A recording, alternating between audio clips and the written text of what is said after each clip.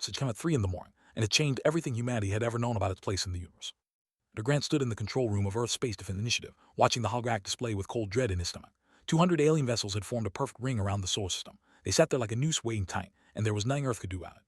Galactic Consortium had voted. Humanity was too dangerous, too unpredictable, too young to be trusted with the stars. The blockade was now in effect. His hand through his graying hair and turned to face Admiral Dawson. She was a tall woman with sharp eyes and a reputation for staying calm when everyone else was falling apart. Right now, she looked like she wanted to punch something. Cut us off from Mars and Europa, she said. Our colonies have made 6 months of supplies. After that, people start dying. Slowly, he had read the reports. 2 million humans lived on Mars, another 500,000 on Europa. They were all trapped now, cut off from Earth by an alien fleet that could destroy any ship that tried to break through. What about negotiations? He asked. Her head. The consortium sent an envoy the morning. They gave us 30 days to surrender all our faster-than-light technology. If we refuse, they will take it by force. Anger rising in his chest. Humanity had worked for 2 centuries to reach the stars. They had sacrificed so much, lost so many brave men and women in the darkness of space, and now these aliens wanted to take it all away because they were afraid. Cannot surrender, he said quietly. If we give up our FTL drives, we become prisoners on our own planet forever. Close to him, her voice dropped low. They outnumber us 50 to 1. Their weapons are 100 years more advanced than ours. If we fight, we lose. But at the holographic display, the alien ship blinked like red stars, each one capable of destroying an entire city. He knew was right. In a straight fight, Earth would be crushed within days. Grant had not spent 30 years in the military by thinking like everyone else. He turned away from the display and pulled up a different file on his tablet. Have you ever heard of Zeus Online? He asked. Frowned. The video game, mind if plays it, why? It heard the tablet. On the screen was data about the most popular game platform in human history. 3 billion active users. Neural interface technology that allowed players to control their characters with thought alone. Reaction times measured in milliseconds. I've been talking to someone, said. A scientist named Dr. Vance. She's the lead programmer for Zeus Online. She thinks we can use the platform for something other than games. Through the data, and her eyes slowly widened. You want to turn gamers into soldiers. Soldiers said, controllers. Think about it. Zeus Online players can coordinate thousands of actions at the same time. They can adapt to changing situations faster than any trained military unit. What if we connected them to real weapons, real drones, real defense satellites? Silent for a long moment, could see her mind working, running through the possibilities and the problems. Council will never prove this, she finally said. It is insane. Council does not have any better ideas, replied. I checked. Days later stood before the United Earth Council in Geneva. The room was filled with the most powerful leaders on the planet, and they all looked tired and scared, understood their fear. He felt it too. Mr. Lee Park, a thin man with glasses and a nervous habit of tagging his fingers, spoke first. Commander Grant, you are asking us to trust the defense of our planet to children playing video games. Do you understand how that sounds? Yes, sir. It sounds desperate because we are desperate. Activated the holographic projector, and Dr. Vance appeared beside him. She was a short woman with messy brown hair and the kind of energy that made everyone around her feel slow. She had not slept in 3 days, but her eyes were bright with excitement. Members began. Zeus Online is not just a game. It is the most advanced neural synchronization network ever created. When players log in, their brains connect to our servers with perfect clarity. They can process information and make decisions faster than any computer. Pulled up a demonstrating video. On the screen, a Zeus Online player controlled a swarm of 1,000 virtual drones. The drones moved like a single organism, weaving through obstacles and striking targets with impossible precision.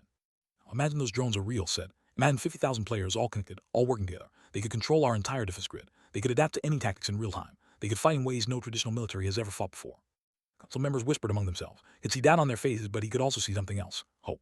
Mr. Park leaned forward. Even if this works, how do we train gamers to fight a real war? They have never seen combat. Well, that is the beautiful part, sir. They do not need to see combat. To them, it will still feel like a game. The same skills they have been practicing for years will translate directly to controlling real weapons. We just need to flip a switch. Debate lasted for hours. Some council members called the plan reckless. Others called it genius. In the end, they voted in favor because nobody had anything better to offer. Left the chamber, his tablet buzzed with an incoming message. It was from the consortium envoy.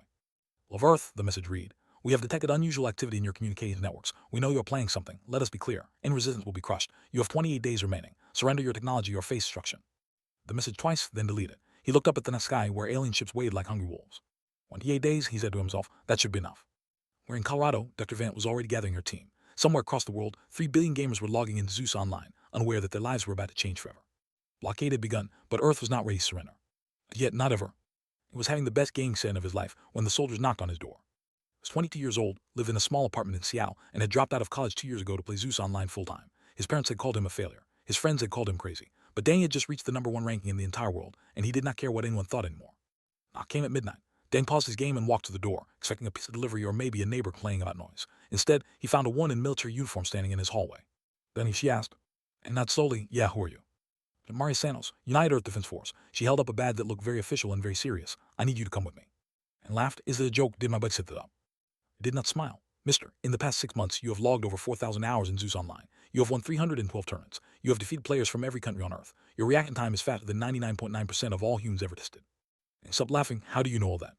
Because we have been watching you, Mari said. You and thousands of other top players. We need your help, Danny. Earth needs your help. An hour later, Dang was sitting in a military helicopter flying over the Rocky Mountains. Mari sat across from him, explaining things that sounded like science fiction. Alien blockade, 3rd day deadline. a secret project that could save humanity. Listened with his mouth hanging open. Wait, he said, you want me to play Zeus online but control real weapons, like actual drones that can actually kill people? Ari nodded. That is correct. The aliens are real, like actually real. They are surrounding our solar system as we speak. Leaned back in his seat and stared out the window. The mountains below looked small and peaceful, nothing like a world on the edge of destruction. He asked quietly, there are millions of gamers out there. Pulled up a file on her tablet. Because you are not just fast, Danny. You are creative. You find solutions that nobody else can see. In the Battle of New Tokyo tournament last year, you defeated an opponent with twice your resources by using a strategy that had never been tried before. We need that kind of thinking. Copper landed at a facility hidden deep in the Colorado Mountains. Danny stepped out and saw dozens of other young people being led inside by soldiers. Some looked excited. Others looked terrified. All of them had one thing in common. They were the best Zeus online players in the world. Inside the facility, Dr. Vant was waiting for them. Project Thunderbolt, she said, standing on a stage before hundreds of recruits. You are here because you are the greatest gamers humanity has ever produced. And now, we are going to ask you to do something that no gamer has ever done before. Activated a massive holographic display. It showed Earth surrounded by alien vessels, each one marked with red warning symbol. Galactic Consortium believes we are weak, continued. They believe we are primitive. They believe they can crush us without a fight. We are going to prove them wrong. Gestured, and the display changed. Now it showed the Zeus online interface, but modified. Instead of virtual drones and virtual weapons, the screen showed real satellite feeds and real military hardware. I've connected Zeus online to our entire defense grid, explained. Every drone, every satellite, every automated weapon system on Earth is now controlled through our servers. When you log in, you will not be playing a game. You will be fighting a war. The room was silent. Dan looked around and saw fear on many faces. Some recruits were already standing up, heading for the exits. Let them go. Anyone who wants to leave can leave, she said. We will not force anyone to fight. But know this, if we fail, there will be nowhere to run. The consortium will take our technology and humanity will never reach the stars again. He thought about his parents, who had always believed he was wasting his life. He thought about his little sister, who still looked up to him even when everyone else had given up. He thought about all the hours he had spent in Zeus Online, mastering every strategy and every technique. That was why. Maybe that was what all the practice had been leading to. He stayed in his seat. The next 2 weeks, Dane trained harder than he had ever trained before. He learned to control swarms of drones through neural interface. He learned to coordinate attacks with other players across the globe. He learned to think of real weapons the same way he thought of virtual ones. It was not easy. The first time Dane fired a real missile at a practice target, his hands shook so badly he almost missed. The weight of what he was doing pressed down on him like a mountain. Maria Santos was always there, pushing him forward. Do not hesitate, she told him after a failed training exercise. In a real battle, hesitation kills people. You need to trust your instincts. I think say this is insane, Dan replied. I smiled for the first time since they had met. Good. The best soldiers always think they're insane. It keeps them humble. The 15th day, Dan received a message from Commander Grant. I have a problem, the message said. The consortium has been monitoring our communications. They know about Project Thunderbolt. They are moving up their timeline. The attack begins in 3 days. I read the message 3 times. 3 days. They were supposed to have 2 more weeks of training. Half the recruits still could not coordinate basic drone formation. He found Maria in the command center, arguing with other officers. You are not ready, someone was saying. We need more time.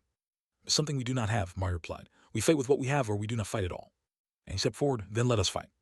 I turned to look at him. He was just a kid from Seattle, a college dropout who played video games for a living, but something in his eyes made them listen. We've trained for this our whole lives, Dane said. Maybe not for the exact situation, but for this kind of challenge. We know how to adapt. We know how to win against impossible odds. That is what gamers do. I nodded slowly. You heard the man. Get everyone ready. We launch in 72 hours.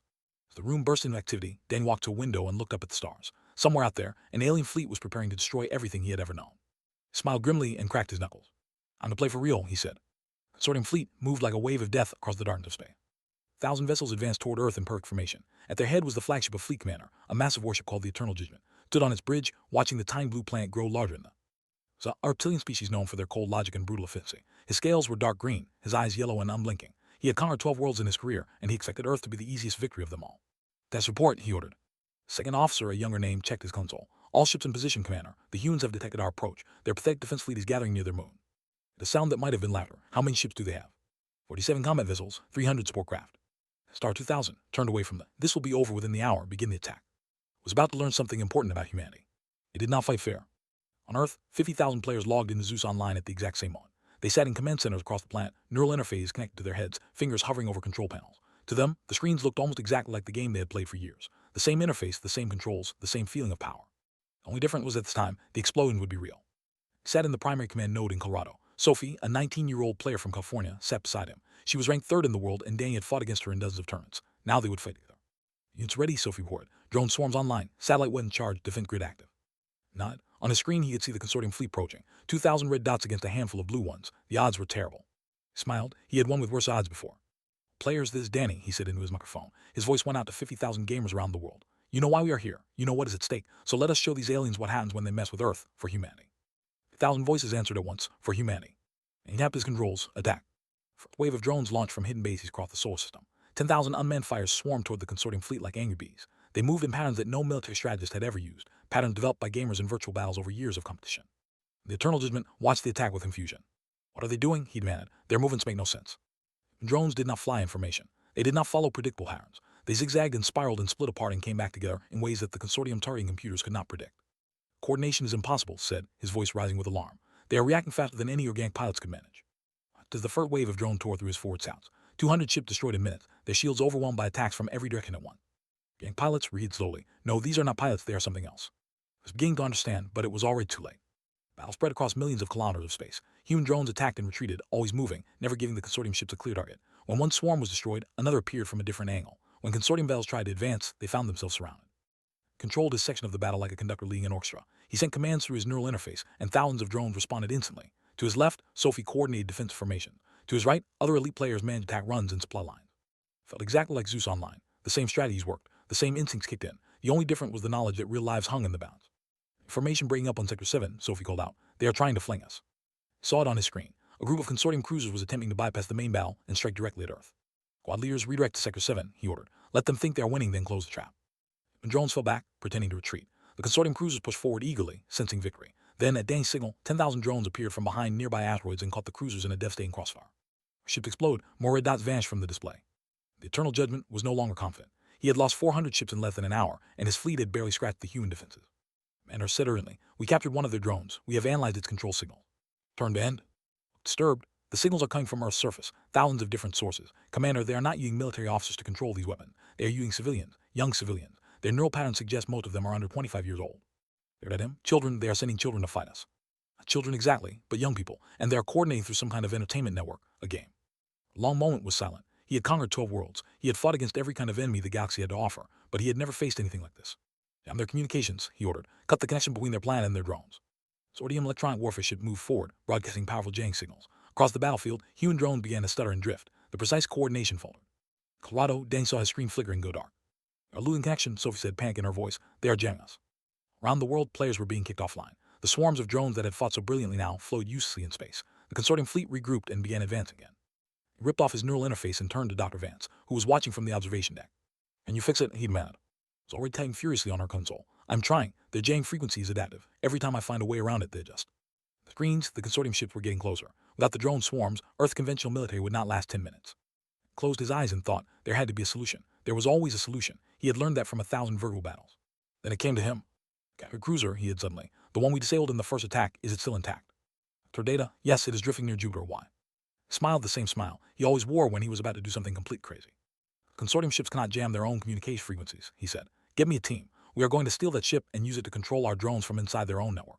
Stared at him. That is the most insane plan I have ever heard. No, Dane replied. That is why it might work.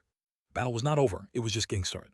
Captured consortium cruiser drifted in the shadow of Jupiter, its hull by human weapon. Stared at it through the viewport of the shuttle carrying him and his team toward their target. The alien ship was massive, at least 10 times larger than anything humanity had ever built. Its design was strange and organic, with curves and angles that seemed to follow no logical pattern. She sat beside him, checking her equipment for the third time. Behind them, a squad of 12 other elite players waited nervously. None of them had ever been in space before. None of them had ever done anything like this. Mari Santos said through their earpieces, your job is to get to the bridge and establish a connection to the Zeus online network. Once you are inside their communication system, the jang will not affect you anymore. You will be able to control our drones using their own signals. If there are still aliens on board, Danny asked. The ship was disabled, not destroyed. Our scans show minimal life signs, but there could be survivors. Be careful. The shuttle docked with the cruiser, and the team moved inside. The corridors were dark and filled with strange smells. Emergency lights flickered red, casting long shadows on the walls. Danny led the way, following a map that their intelligence officers had pieced together from computer data. It's creepy, Sophie whispered. It looks like something from a horror game. He nodded but did not slow down. Stay focused, we have a job to do. Counted their first 10 minutes later. The alien was wounded, slumped against a wall with green blood leaking from its side. When it saw the humans, it raised a weapon with shaking hands. Froze. He had destroyed hundreds of enemy ships in the battle, but those had been distant turrets on a screen. This was different. There was a living creature looking at him with fear and hatred in its eyes. Do not move the rest, I will kill you all. Sophie stepped forward slowly. We are not here to hurt you. We just want to access your communication system. Alien laughed weakly. Lies, all humans do is destroy. That is why the consortium voted to contain you. You are a plague that must be stopped. Felt anger rising in his chest. We are only fighting because you attacked us first. We did not ask for the war. We did not need to ask. Your history speaks for itself. War after war, atrocity after atrocity. We have watched your species for centuries. We know what you are. Words stung because Dang knew they contained some truth. Humanity's history was filled with violence and cruelty, but it was also filled with art and music and love and sacrifice. The consortium had only seen one side of the story. You were wrong about us, Dang said quietly, and I am going to prove it. He stepped forward and carefully took the weapon from the wounded alien's hands. They did not resist. It was too weak to fight. So if you patch him up, Dang ordered, we are not leaving him here to die. Retaliated. Danny, we do not have time for this. The battle is still going on out there. I know, do it anyway. Sophie treated the aliens' wounds. Danny led the rest of the team toward the bridge. They encountered 3 more along the way, all wounded, all expecting to be killed. Danny disarmed them and had his team provide basic medical care. By the time they reached the bridge, word had spread through the ship. The surviving aliens watched the humans with confusion instead of hatred. Bridge was a circular room filled with strange consoles and floating holographic displays. Danny sat down at what he hoped was the communication station and connected his neural interface to the alien system. For a moment, nothing happened. Then his mind exploded with information. Feel the entire consortium fleet, every ship, every weapon, every signal flowing between them. And more importantly, he could see the jamming frequencies that were blocking Earth's communication. I mainly said, "Can you hear me?" Van's voice came through clearly for the first time in hours. "We hear you, Danny. Your signal is coming through the consortium network. They cannot jam you now." He grinned. "Then let us get back to work, reconnect all players. It is time to finish this fight."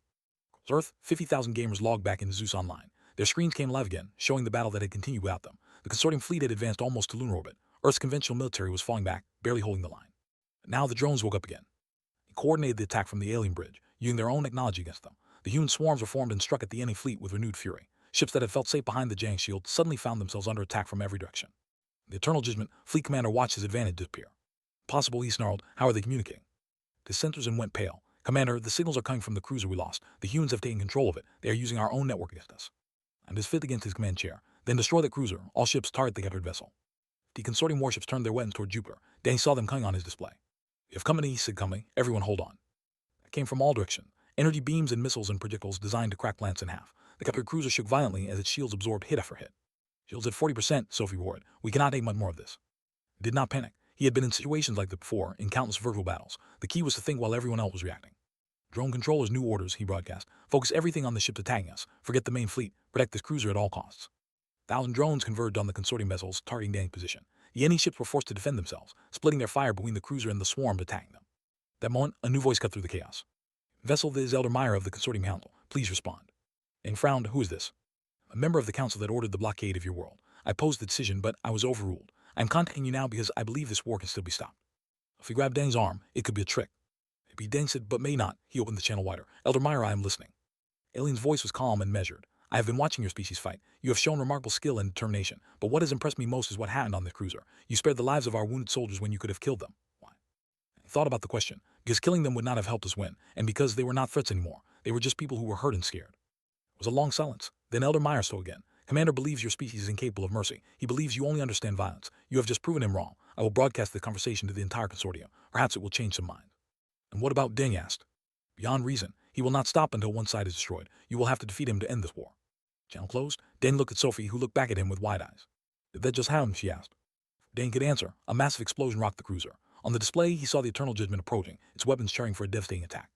Voice echoed through the ship. "I do not care what the council thinks. I will burn your world to ashes, and I will start by destroying every human on that ship."